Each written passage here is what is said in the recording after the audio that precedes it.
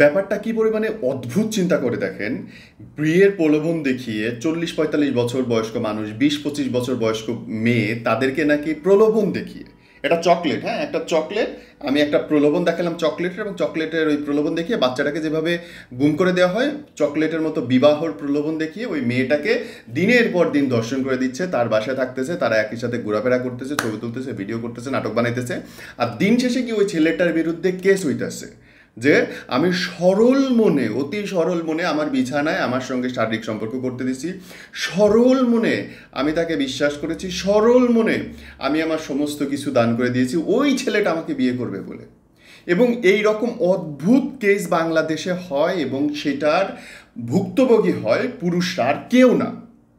আপনারা জানেন কি না জানি না, একই সঙ্গে বিবাহিত পুরুষ এবং বিবাহিত নারী যদি পরকীয়াতে লিপ্ত হয়, শুধুমাত্র পুরুষটার দোষ হয়, শুধুমাত্র পুরুষটা কেস হয়, শুধুমাত্র পুরুষটা হাজতে যায়, নারীর কিচ্ছু হয় না। কথায় শুনেছি যে আইনের চোখে নাকি সবাই সমান, আইনের দাড়ি পাল্লায় নাকি দুই পাল্লাতেই সমান ওজন হয়। তাইলে আইনের চোখে এই জায়গাটা একটা কানা কেন ভাই? কেন? মানে আমার জানার ইচ্ছা, যখন বিচারটা পুরুষ এবং নারীর আসে, তখন আইনের চোখ কেবলমাত্র পুরুষকেই বিচার করতে কেন সবসময় উদ্বুদ্ধ হয়? কেবলমাত্র পুরুষের বেলাতেই কেন দেখিয়ে দেবে যে তুমি অপরাধী? ভাই, একটা মেয়ে আর একটা ছেলে যদি বিবাহ বহির্ভূত একই সাথে সম্পর্ক করতেছে, তাহলে প্রথমত তারা দুজনই দোষী, তাই তো?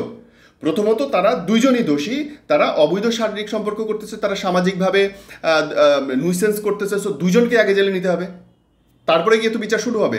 তা না, তখন এক পক্ষের বিচার শুরু হয়ে গেল যে না, আমি তো অবলা, আমার মাত্র 40 বছর বয়স্ক মহিলা, আমি তো অবলা, আমার মাত্র 30 বছর বয়স্ক নারী, আমি অবলা, আমি মাত্র 24 বছরের টকবকে তরুণী, আমার তো কিচ্ছু মাথায় নাই, আমি কিছুই জানি না, সে আমাকে বলছে, আর আমি দিনের পর দিন তার সঙ্গে শারীরিক মানসিক সম্পর্ক করে গেছি, আমি আসলে কিছুই বুঝি না, আমি ললিপপ খাই।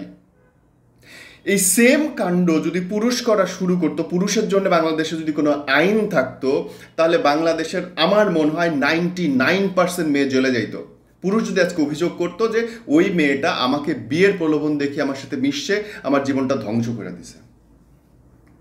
আমাদের দুর্ভাগ্য, আমাদের দুর্ভাগ্য যে বাংলাদেশের নারী এবং শিশুকে একই পাল্লায় দেখা হয়। তারা দুজনের নির্বোধ, ওলে ওলে গুলু গুলু গুলু গুলু, তারা কোনো অপরাধী করতে পারে না। অথচ এই বাংলাদেশে, এই ঢাকা শহরে আমরা দেখেছি বাড্ডায় একটা মা তার নিজের 2 সন্তানকে বালিশ চাপা দিয়ে মেরে ফেলে ওই বাচ্চার পাশে শুয়ে তার বয়ফ্রেন্ডের সঙ্গে অবৈধ শারীরিক সম্পর্ক করতেছে। আমরা দেখেছি কানাডা থেকে উড়ে এসে বাংলাদেশের ঢাকায় এই পরশুদিনের ঘটনা, স্বামীকে হত্যা করে সে আবার কানাডা ফিরে গেছে, গিয়ে আবার স্বীকার করছে ভাই আমি মাইরা ফেলেছি। আমরা দেখেছি জাপান থেকে চুইটা এসে মায়েরা থুয়ে চলে যেত। আমরা দেখেছি নানানভাবে পুরুষদেরকে কিভাবে অত্যাচার করে, কেউ কোনো কথা বলবে না, সব ওলে ওলে ওলে, প্রত্যেকে আমরা চোখ বন্ধ করে বসে আছি, ওলে ওলের দলে সবাই। অসহ্য যন্ত্রণাদায়ক। আমরা দেখেছি, প্রথম আলো রিপোর্ট আমি দেখেছি, বলছে যে অধিকাংশ ক্ষেত্রে নারী নির্যাতনের মামলায় ভুল মামলা করা হয়, এবং সেটা আবার প্রমাণিত হয় আদালতে গিয়ে যে এই মামলাটা মিথ্যা মামলা ছিল। কিন্তু ভাই, একটা লোকরে আপনি যখন ধরবেন, ধৈরা যে 8-9 মাসের জেল, প্রথমত কারণ অধিকাংশ ক্ষেত্রে জামিন হয় না, কারণ তারা গিয়ে বললো জাজ সাহেব আমি অবলা ছিলাম, আমার এসে এইটা ললিপপ খাওয়ায় আমারে পাগল বানায় ফেলাইছে, এবং আমি কিচ্ছু বুঝি নাই, যা হওয়ার হয়ে গেছে। এবং জজদের কিচ্ছু করার নেই, কারণ বইতে যা লেখা আছে তার বাইরে তারা যাইতে পারবেন না, এবং বইতে লেখা আছে যে এইসব ক্ষেত্রে জামিন দেওয়া যাবে না, বিচার তো পরে হবে, আগে ইনভেস্টিগেশন হবে। ইনভেস্টিগেশনের সময় ওই ছেলের জীবন, কেরিয়ার, আত্মসম্মান সব ধ্বংস হয়ে যাচ্ছে। কে তাকাবে? তাকানোর তো উপায় নাই।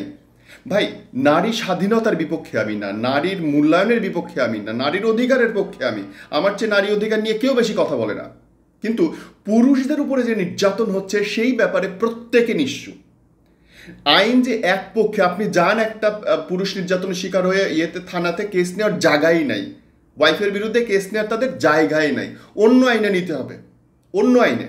পুরুষদের নিজের বাঁচার অধিকার নেই। দেখেন, নারী উন্নয়ন প্রচণ্ড দরকার আছে, অনেক দরকার আছে, শিক্ষা ক্ষেত্রে দরকার আছে, সুযোগ সুবিধার ক্ষেত্রে দরকার আছে, কিন্তু যখন জিনিসটা হয়ে যাচ্ছে কাউকে শায়েস্তা করার অস্ত্র, তখন কিন্তু দ্বিতীয়বার ভাববার জায়গা আছে ব্রাদার।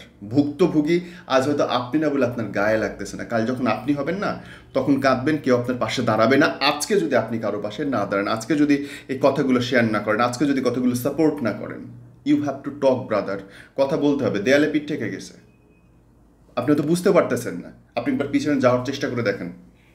আপনি গার্লফ্রেন্ডের কাছে ছোটার চেষ্টা করেন, আর গার্লফ্রেন্ড যদি নোংরা হয়, গার্লফ্রেন্ড যদি প্রতিশোধ পরায়ণ হয়, আপনার ওয়াইফ যদি প্রতিশোধ পরায়ণ হয়, ভাই রে ভাই, আপনি প্রধানমন্ত্রী হন আর প্রেসিডেন্টের বাচ্চা হন, কোনো লাভ নাই, টাইনা ছিঁড়া খায় ফেলতে পারে তারা। এটা বাস্তবতা, কারণ আইন তাদেরকে সেরকম হিংস্র বানিয়েছে। Sorry for my word, but absolutely true. কোনো একটা যুক্তি যদি আপনি খণ্ডন করাইতে পারেন, মাথা পেতে আপনার জুতা নিব, আসেন।